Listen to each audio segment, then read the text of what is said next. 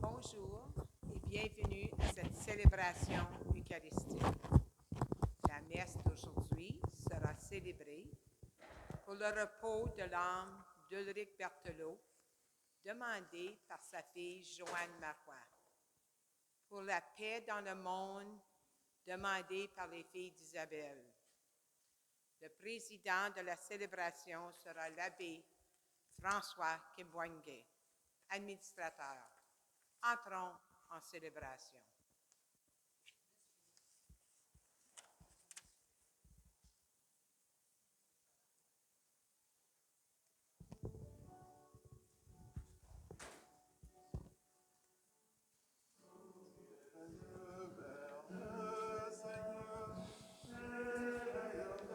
Joie entre votre cœur, il est votre sauveur, c'est lui votre Seigneur.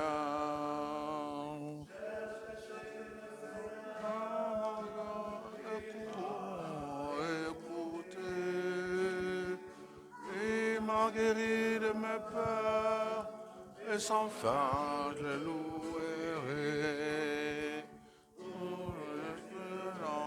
Le Seigneur,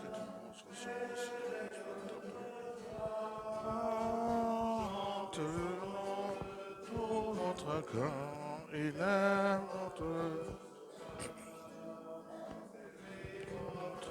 Seigneur.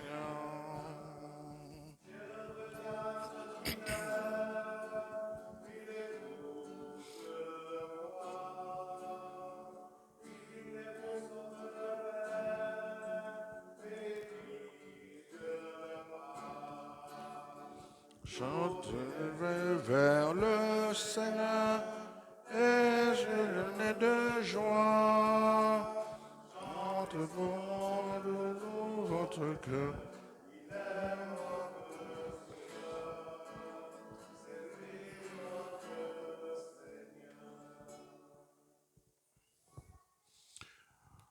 Nous sommes rassemblés ce matin au nom du Père et du Fils et du Saint-Esprit. Que le Seigneur Jésus, qui nous invite à participer à la construction du royaume, nous donne la grâce et la paix. Bonjour et bienvenue à cette célébration du troisième dimanche de ce temps ordinaire. Et comme vous le savez, ce dimanche est consacré à la parole de Dieu. La deuxième lecture va le dire, le Seigneur dit à Moïse, et le Seigneur donc donna sa parole à Moïse, comme il est dit dans la deuxième lecture, la parole du Seigneur fut adressée de nouveau à Jonas. La parole du Seigneur. Aujourd'hui, nous voulons mettre en exergue cette parole de Dieu, la parole de Dieu qui est au cœur de nos rassemblements, la parole de Dieu qui est là pour instruire le peuple de Dieu, la parole qui est là pour donner le sens, la signification, la direction, pour donner la guérison, la libération de Dieu, tout par la parole. Il est écrit dans la Bible, Dieu soutient toutes choses par sa parole. Alors si Dieu soutient toutes choses par sa parole, nous devons accorder une importance particulière à cette parole qui sort de la bouche de Dieu. Alors ce matin, nous allons demander cette grâce, que le Seigneur nous aide vraiment à être attentive quand sa parole est proclamée et que cette parole soit sémée dans nos cœurs pour que le Saint-Esprit la féconde. Au début de cette célébration, prenons un moment pour demander pardon pour toute parole de Dieu que nous avons reçue et qui est demeurée stérile. Demandons pardon pour toute parole que nous avons reçue et qui n'a pas façonné notre caractère parce que nous avons résisté, parce que nous nous sommes opposés. Ouvrons notre cœur à la miséricorde de Dieu. Seigneur Jésus, tu nous appelles à rendre possible et visible ton règne. Prends pitié de nous. Prends pitié de nous. Ô Christ, tu es la parole qui nous révèle le visage du Père. Prends pitié de nous. Prends pitié de nous. Seigneur, tu nous invites à la conversion tout en nous laissant libres de te suivre. Prends pitié de nous. Prends pitié de nous. Que Dieu Tout-Puissant nous fasse miséricorde, que nous pardonne nos péchés et nous conduise à la vie éternelle. Amen. Des cieux, sur la terre, aux hommes qui l'aiment. Nous te bénissons, nous t'adorons, nous te glorifions, nous te rendons grâce pour ton immense gloire. Seigneur Dieu, roi du ciel, Dieu le Père Tout-Puissant, que Jésus-Christ, Seigneur Dieu, agneau de Dieu, Fils du Père, toi qui enlèves le péché du monde, prends pitié de nous. Toi qui enlèves le péché du monde, reçois notre prière. Toi qui es à la droite du Père, prends pitié de nous. Car toi seul est saint, seul est Seigneur, toi seul est le haut, Jésus-Christ, avec le Saint-Esprit, en la gloire, Dieu le Père. Amen, amen, amen. Gloire à Dieu, au-dessus, bien sur terre, aux hommes qui l'aiment. Prions le Seigneur. Dieu éternel et tout-puissant, toi qui rassembles ce qui est dispersé et qui garde ce que tu rassembles sous ton regard, jette un regard de paix sur le troupeau conduit par ton Fils. Accorde à ceux et celles qu'un seul et même baptême a consacré d'être unis dans la plénitude de la foi et de demeurer en communion par le lien de la charité. Nous te le demandons par Jésus-Christ, ton Fils, notre Seigneur et notre Dieu, qui vit et règne avec toi dans l'unité du Saint-Esprit pour le siècle de siècles. Amen.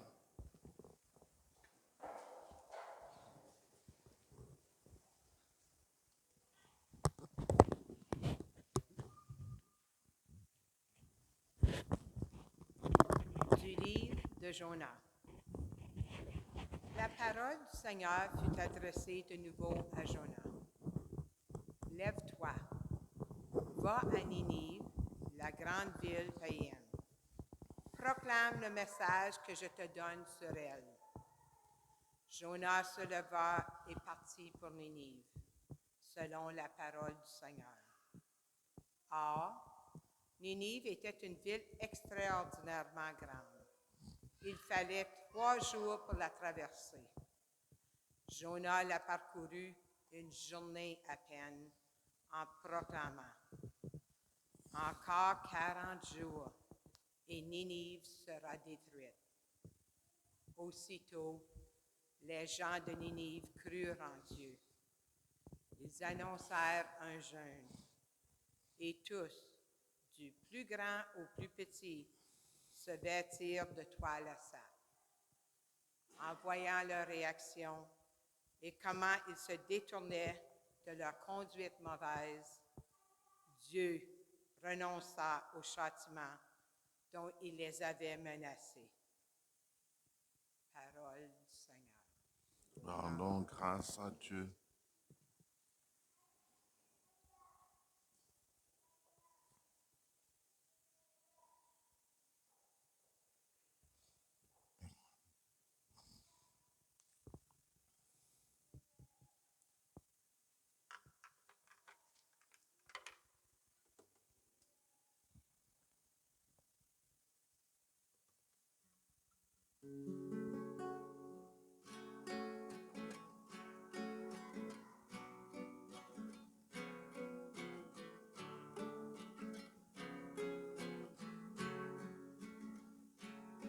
Seigneur, enseigne-moi les chemins. Enseigne-moi tes chemins. Seigneur, enseigne-moi tes chemins. Enseigne-moi tes chemins. Seigneur, enseigne-moi tes voies. Fais-moi connaître ta route. Dirige-moi par ta vérité. Enseigne-moi, car tu es le Dieu qui me sauve.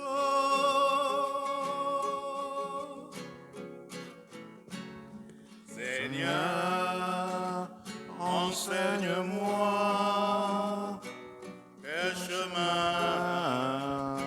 Enseigne-moi tes chemins. Rappelle-toi, Seigneur, ta tendresse, ton amour qui est de toujours, ton amour ne m'oublie pas en raison de ta bonté, Seigneur.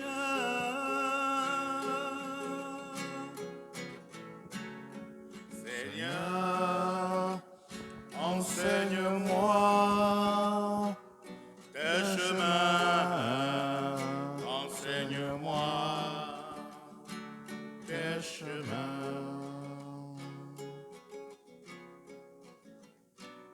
Il est droit, il est bon, le Seigneur.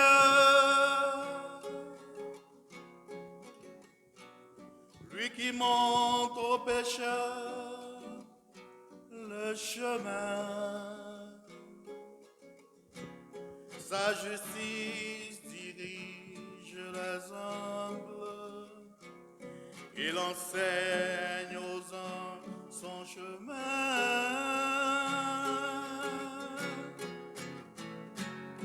Seigneur, enseigne-moi tes chemins. Enseigne-moi tes chemins.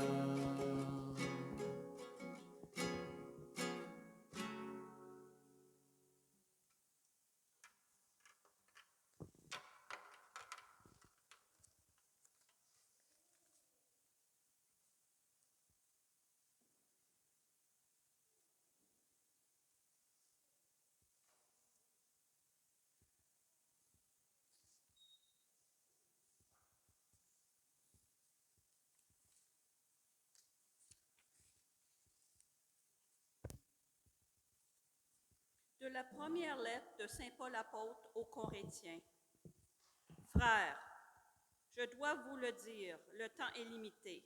Dès lors, que ceux qui ont une femme soient comme ils n'avaient pas de femme, ceux qui pleurent comme s'ils ne pleuraient pas, ceux qui ont de la joie comme s'ils n'en avaient pas, ceux qui font des achats comme s'ils ne possédaient rien, ceux qui profitent de ce monde comme s'ils n'en profitaient pas vraiment, car il passe, ce monde tel que nous le voyons. Parole du Seigneur. Amen. Grâce à Dieu.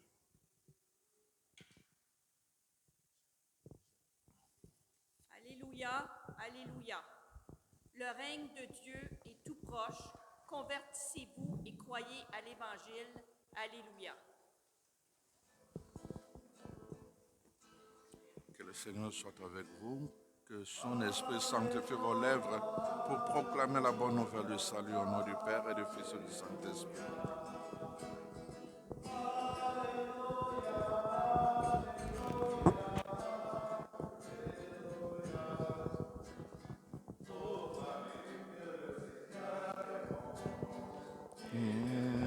Son amour.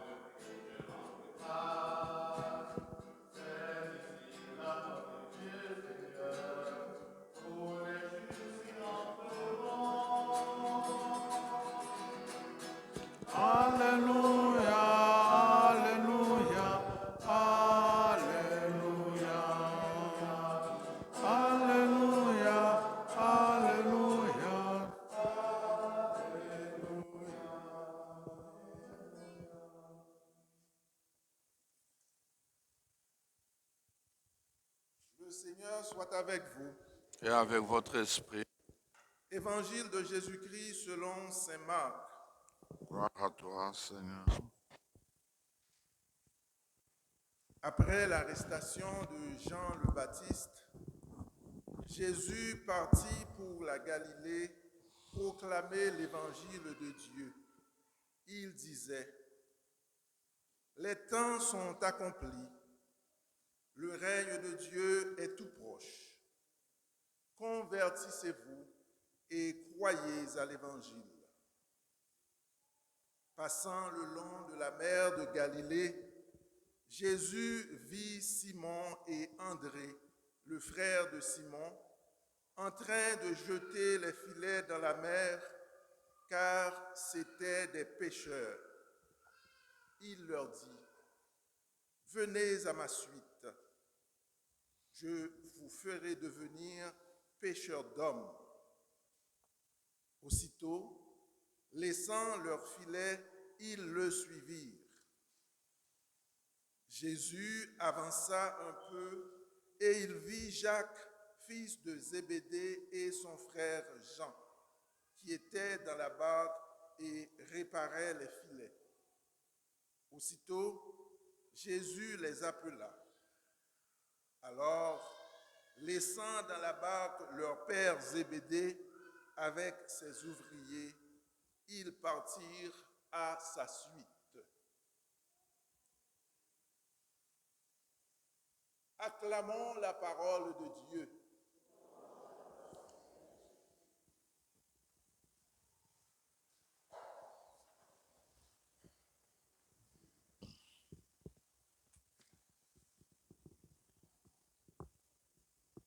C'était le 30 septembre 2019, à l'occasion de la mort de Saint Jérôme, grand traducteur de la Bible, père et docteur de l'Église, décédé le 30 septembre 420, que le pape François a établi que le troisième dimanche du temps ordinaire soit consacré à la célébration, à la réflexion et à la proclamation de la parole de Dieu.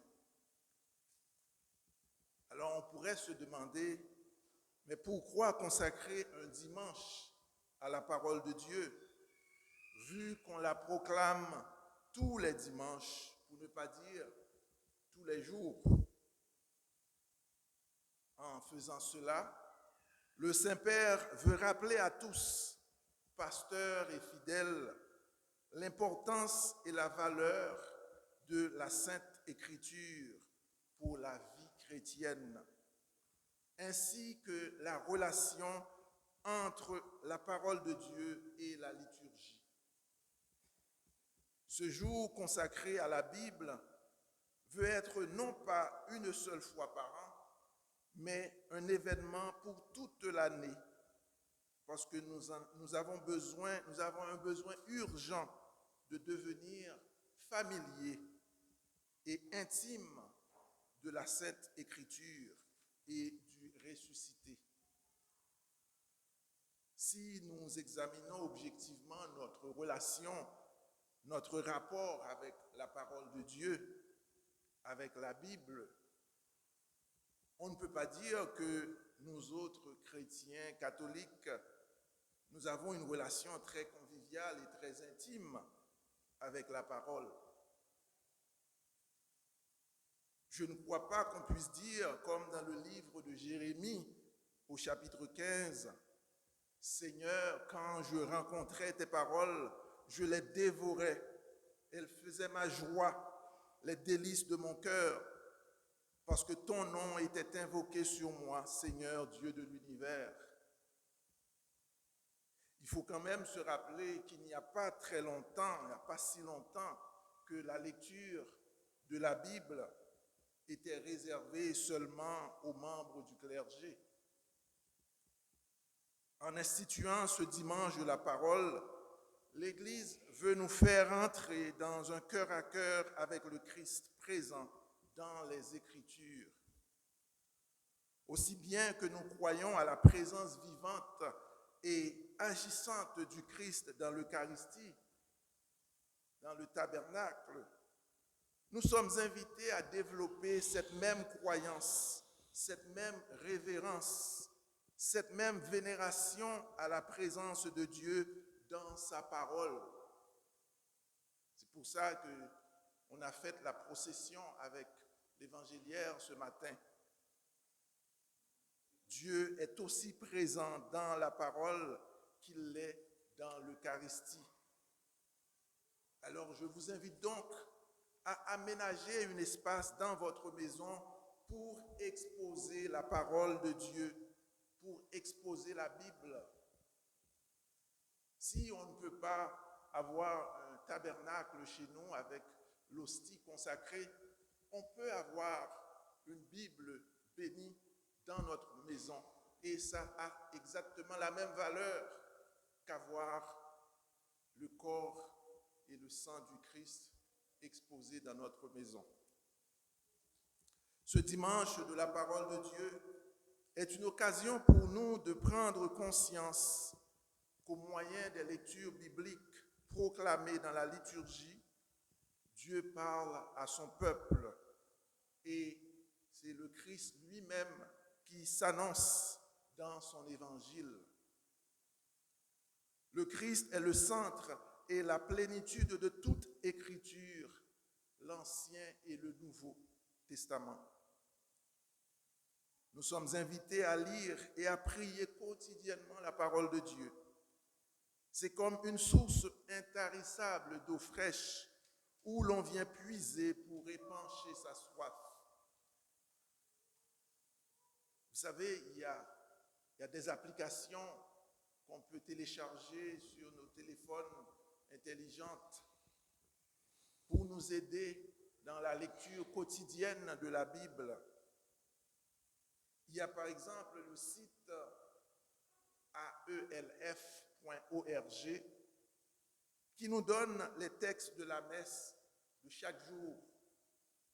Si vous n'êtes pas abonné à Prions en Église, la version mensuelle qui nous donne les textes pour chaque jour, ce site-là, on peut s'y rendre à ELF et on aura les textes de la messe du jour. On a aussi accès à partir de ce site à tout l'Ancien et le Nouveau Testament. Et pour méditer et prier la parole, j'aimerais vous proposer quelques modèles assez simples. Le premier modèle est la Lectio Divina, pratiquée depuis le Moyen-Âge par les moines et les moniales dans la tradition catholique. Selon cette approche, le texte doit être lu. Alors je prends le temps de lire et relire le texte. Le texte doit être médité. Que me dit le texte que je viens de lire?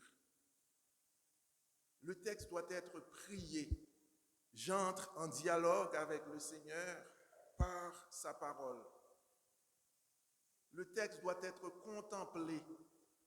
Dans la beauté de la paix intérieure, je prends le temps de contempler le visage de Dieu qui se dessine à partir de la parole que j'ai lue. Méditer et prier. Et finalement, le texte doit être mis en action. Comme la semence jetée dans la bonne terre donne un fruit abondant, selon Marc 4, verset 8, je prends un temps de réflexion pour voir comment la parole peut vivifier ma foi, dynamiser ma charité, inspirer ma prière, susciter des engagements pour briser l'isolement des personnes malades, des personnes seules, des personnes âgées et leur redonner confiance. Le deuxième modèle serait de participer à un groupe de partage de la parole de Dieu. Je me rappelle au début de la pandémie, quand on était confinés, il y avait un petit groupe qui s'appelle le Cénacle. On se réunissait tous les jours sur Zoom pour lire et méditer la parole de Dieu. Et je crois que ça continue encore malgré qu'on n'est plus confiné. C'est une bonne façon de partager l'évangile, de méditer le texte du jour. Une autre forme de prière avec la parole est celle proposée par Saint Ignace de Loyola. Saint Ignace, vous savez, c'est le fondateur de la Compagnie de Jésus, les Jésuites. Alors lui, il propose qu'on commence par se trouver un lieu calme et paisible. On détermine la durée de notre prière. Ça peut être 10, 15, 20 minutes selon notre disponibilité. On commence par le signe de la croix pour bien marquer le début de notre temps de prière et inviter le Seigneur à cette rencontre. On commence avec une demande de grâce, puis on lit lentement une première fois la parole de Dieu. On prend le temps d'imaginer la scène comme si on était là, présent. On relit le texte pour s'arrêter sur des points qui nous touchent et qui nous parlent. On entre dans un cœur à cœur avec le Seigneur et on termine par un Notre Père et un Je vous salue. Le choix du troisième dimanche du temps ordinaire pour célébrer, réfléchir et proclamer la parole de Dieu n'est pas anodin. Ce dimanche tombe toujours dans la semaine où nous sommes invités à renforcer les liens avec les communautés juives et à prier pour l'unité des chrétiens. Dans sa lettre apostolique où il institua le dimanche de la parole de Dieu, le souverain pontife écrit « Il ne s'agit pas d'une simple coïncidence temporelle. Célébrer le dimanche de la parole de Dieu exprime une valeur œcuménique parce que l'Écriture sainte indique à ceux qui se mettent à l'écoute le chemin à suivre pour parvenir à une unité authentique et solide. » Et toujours dans sa lettre apostolique, le pape continue avec ce passage que je trouve tellement délicieux que j'aimerais vous le lire au complet. Il dit ceci: « Le retour du peuple d'Israël dans sa patrie après l'exil babylonien fut marqué de façon significative par la lecture du livre de la loi. La Bible nous offre une description émouvante de ce moment dans le livre de Néhémie. Le peuple est rassemblé à Jérusalem sur la place de la porte des eaux à l'écoute de la loi. Dispersés par la déportation, ils se retrouvent maintenant rassemblés autour de l'Écriture sainte comme s'il était un seul homme. » C'est dans Néhémie 8, verset 1. Et à la lecture du livre sacré, le peuple écoutait, sachant qu'il retrouvait dans cette parole le sens des événements vécus. La réaction à la proclamation de ces paroles fut l'émotion et les pleurs. Esdras lisait un passage dans le livre de la loi de Dieu, puis les Lévites traduisaient, donnaient le sens et l'on pouvait comprendre. Et Néhémie, le gouverneur, Esdras qui était le prêtre et scribe, et les Lévites qui donnaient les explications dirent à tout le peuple: « Ce jour est consacré au Seigneur votre Dieu. Ne prenez pas le deuil, ne pleurez pas, car ils pleuraient tous en attendant la parole de la loi. Ne vous affligez pas, la joie du Seigneur est votre rempart. » Ces mots contiennent un très grand enseignement. La Bible ne peut pas être seulement le patrimoine de quelques-uns et encore moins une collection de livres pour quelques privilégiés. Elle appartient avant tout au peuple convoqué pour l'écouter et se reconnaître dans cette parole. Souvent, il y a des tendances qui tentent à monopoliser le texte sacré en le reléguant à certains cercles ou groupes choisis. Il ne peut en être ainsi. La Bible est le livre du peuple du Seigneur qui, dans son écoute, passe de la dispersion et de la division à l'unité. La parole de Dieu unit les croyants et les rend un seul peuple. Un seul peuple. Alors, à l'occasion de cette semaine d'unité des chrétiens, j'aimerais terminer ma prédication par cette belle prière, cette prière qui a été composée par l'abbé Paul Couturier, qui justement était l'initiateur de cette semaine pour l'unité des chrétiens.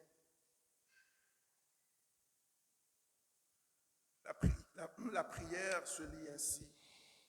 Seigneur Jésus, qui a prié pour que tous soient un, nous te prions pour l'unité des chrétiens, telle que tu la veux, par les moyens que tu veux. Que ton esprit nous donne d'éprouver la souffrance de la séparation, de voir notre péché et d'espérer au-delà de toute espérance. Et pour terminer, pour faire un simple clin d'œil au texte de l'évangile du jour, j'aimerais juste vous laisser avec cette question. Et si Jésus passait sur ma route aujourd'hui et m'invitait à tout abandonner et à le suivre, comment réagirais-je? Au nom du Père et du Fils et du Saint-Esprit. Amen.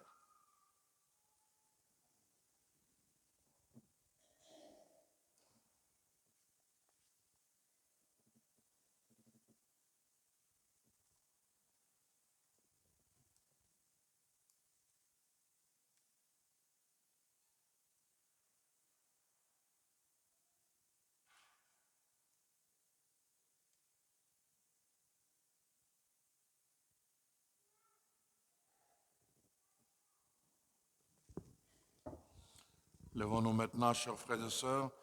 Nous venons d'entendre la parole de Dieu sur la parole de Dieu, l'important de la parole de Dieu dans nos vies. Alors maintenant, confessons notre foi. La foi vient de ce qu'on écoute, et ce qu'on écoute vient de la parole de Dieu. Alors que cette parole suscite en nous une foi profonde. Je crois en Dieu, le Père Tout-Puissant, Créateur du ciel et de la terre, et en Jésus-Christ, son Fils unique, notre Seigneur, qui a été conçu du Saint-Esprit, est né de la Vierge Marie, a souffert sous Ponce Pilate, a été crucifié, est mort, a été enseveli, est descendu aux enfers, le troisième jour est ressuscité des morts, est monté aux cieux, est assis à la droite de Dieu le Père Tout-Puissant, pour juger les vivants et les morts. Je crois en l'Esprit Saint, à la Sainte Église catholique, à la communion de saints, à la rémission de péchés, à la résurrection de la chair, à la vie éternelle. Amen. Chers frères et sœurs, en cette semaine de prière pour l'unité des chrétiens, unissons-nous à toute l'Église pour présenter à Dieu les peines et les aspirations de nos frères et sœurs partout sur la planète. Père, dans ton amour, écoute-nous pour l'Église, afin qu'elle soit un symbole de conversion et qu'elle annonce fidèlement l'Évangile qui lui est confié. Prions. Père, dans ton amour, écoute-nous. Pour les dirigeants de ce monde, afin qu'ils s'acquittent de leurs tâches avec honnêteté et justice, prions. Père, Seigneur, dans ton amour, écoute-nous. Pour les populations qui traversent les épreuves comme la guerre, la famine ou le manque d'eau potable, afin qu'elles puissent compter sur le soutien de l'aide internationale, prions. Père, dans ton amour, écoute-nous. Pour nos communautés chrétiennes, afin qu'elle persévère dans la foi, soit toujours à l'écoute de la parole et progresse dans l'amour mutuel. Prions. Père, dans ton amour, écoute-nous. Pour les malades de notre paroisse et pour toutes les intentions de cette messe, prions.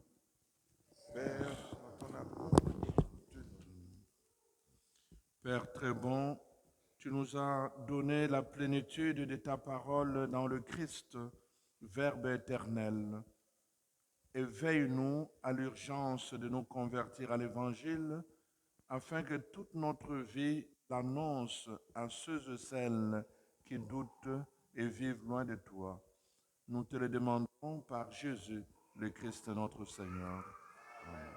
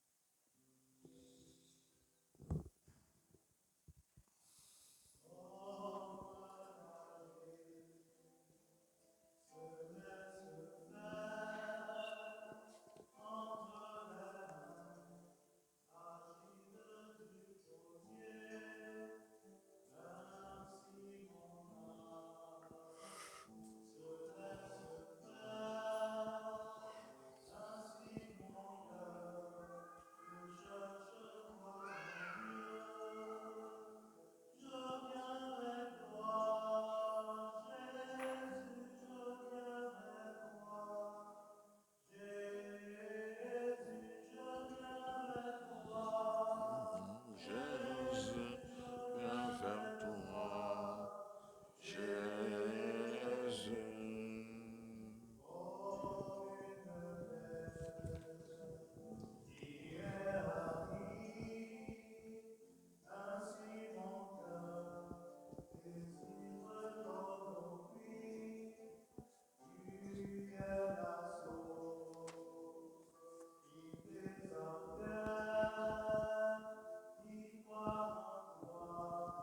Avec ce pain, Seigneur, nous voulons t'offrir tout ce que nous sommes.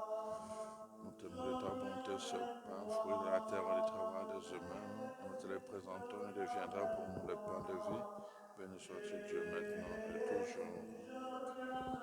Avec ce vin, nous t'offrons toutes les personnes malades qui se recommandent à nous, qui ont besoin de ta délivrance. Tu es béni, Seigneur, Dieu de l'univers, et nous tenons de ta bonté ce vin que nous te présentons.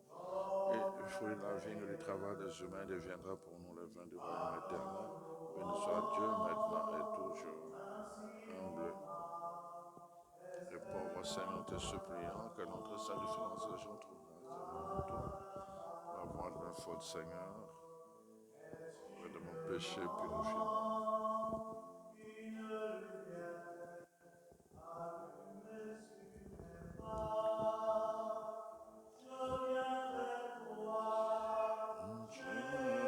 Je viens vers toi. Jésus, je viens vers toi. Jésus, je viens vers toi. Jésus.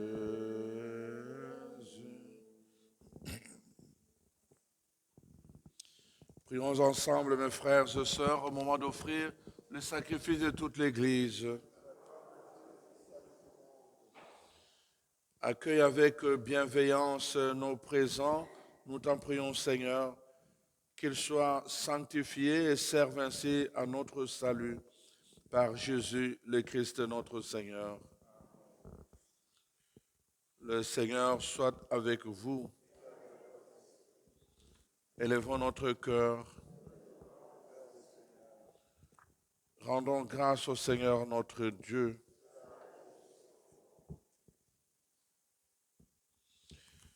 Vraiment, il est juste bon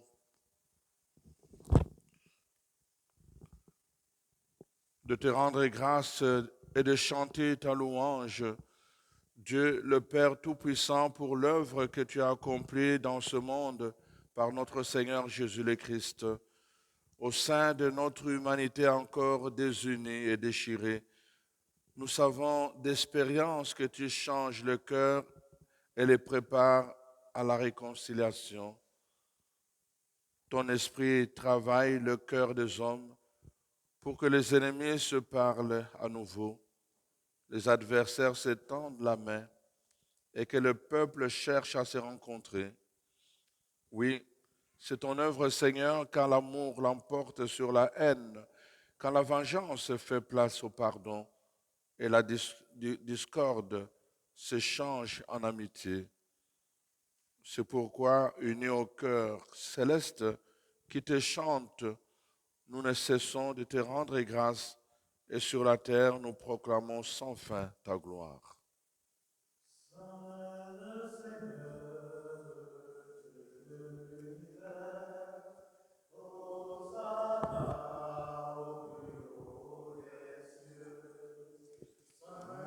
Seigneur, Dieu de l'univers, Hosanna au plus haut des cieux. Le ciel et la terre sont remplis de ta gloire. Hosanna au plus haut des cieux. Hosanna au plus haut des cieux. Qu'il soit béni au nom du Seigneur, celui qui est, qui était et qui vient. Hosanna au plus haut des cieux. Hosanna au plus haut des cieux.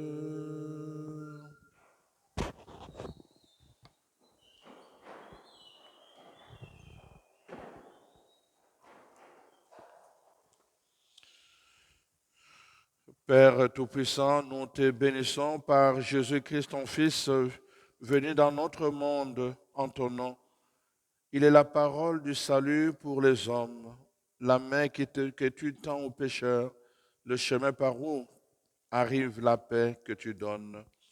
Alors que nos péchés nous avaient détournés de toi, Seigneur, tu nous as conduits à la réconciliation pour que, tournés vers toi, nous nous aimions les uns les autres par ton Fils que tu as livré pour nous à la mort. Et maintenant que nous célébrons la réconciliation que le Christ nous a obtenue, nous te prions, Seigneur. Sanctifie ces offrandes en répandant sur elles ton esprit, qu'elles deviennent pour nous le corps et le sang de Jésus, le Christ notre Seigneur.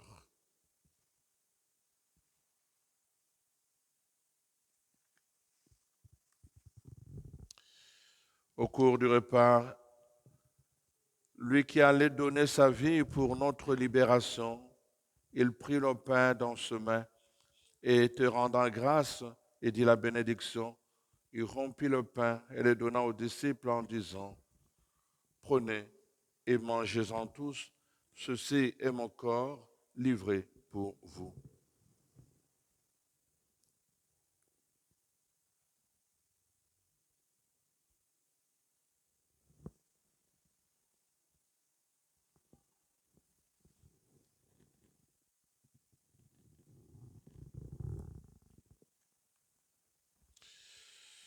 De même, ce soir-là, il prit dans ses mains la coupe de bénédiction en proclamant ta miséricorde. Puis il donna la coupe à ses disciples en disant, prenez et buvez-en tous, car ceci est la coupe de mon sang, le sang de l'alliance nouvelle et éternelle, qui sera versé pour vous et pour la multitude en rémission de péchés. Vous ferez cela en mémoire de moi.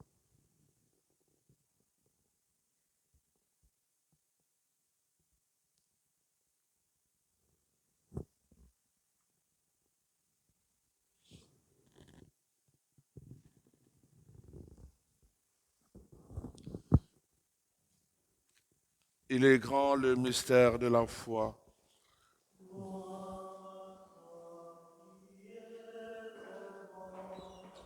Gloire à toi qui es vivant, notre Sauveur,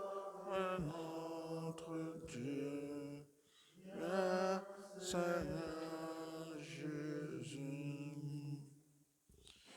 En faisant ainsi mémoire de la mort et de la résurrection de ton Fils, qui nous a laissé un tel gage de son amour, nous te présentons cette offrande qui vient de toi, le sacrifice de la parfaite réconciliation. Père très saint, nous t'en supplions, accueille-nous avec ton Fils et dans ce repas qui nous sauve, accorde-nous son esprit, qu'il fasse disparaître les causes de nos divisions, que ce même esprit fasse de ton Église le signe visible de l'unité entre les hommes et l'instrument de ta paix, qu'il nous garde en communion avec François notre pape, Marcel notre archevêque, Yvan son auxiliaire, avec l'ensemble des évêques et ton peuple tout entier.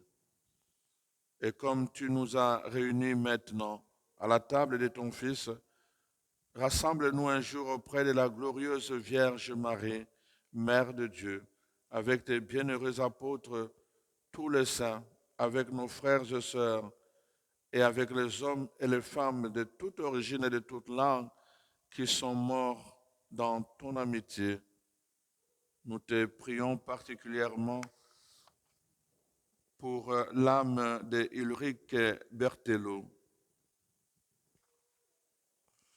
Ce jour-là, rassemble-nous au banquet de l'unité à jamais accompli dans le ciel nouveau et la terre nouvelle, où resplendit en plénitude la paix qui vient de toi, dans le Christ Jésus, notre Seigneur.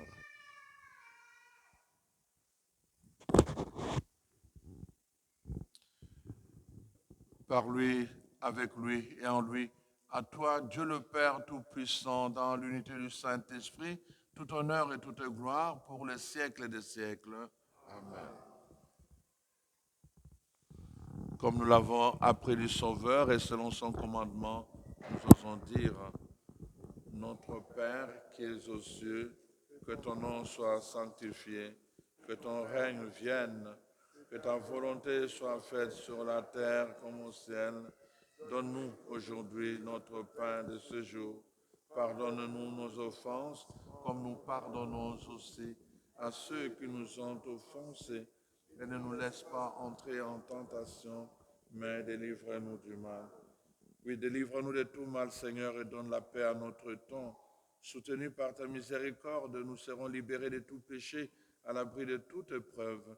Nous qui attendons que se réalise cette bienheureuse espérance, l'avènement de Jésus-Christ, notre Sauveur. C'est à toi qu'appartiennent le règne, la puissance et la gloire pour les siècles des siècles.